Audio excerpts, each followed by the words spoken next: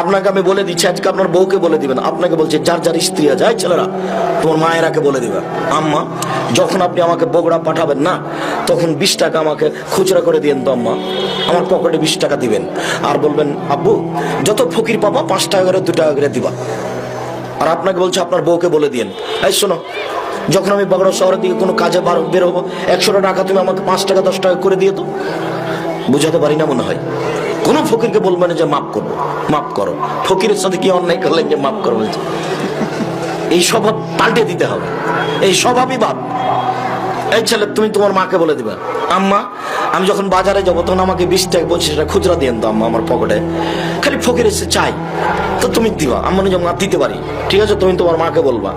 আর আপনাকে বলে দিচ্ছি আজকে যে বউকে বলে দিবেন, শোনো একটু খুচরা টাকা করে রাখিয়ে তো, খেয়াল করে আমি যখন বের হবো তখন ব্যাগে দিও তো, আমার পকেটে দিও।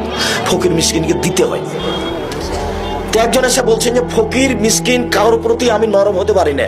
তখন আল্লাহ রাসূল বলছেন, শোনো শোনো শোনো, আতিমিত্তম, তুমি এতিমকে খেতে দাও, অহিংসারা তার মাথায় হাত বোলাও, এরিক্য কালবক তোমার অন্তর নরম হয়ে যাবে।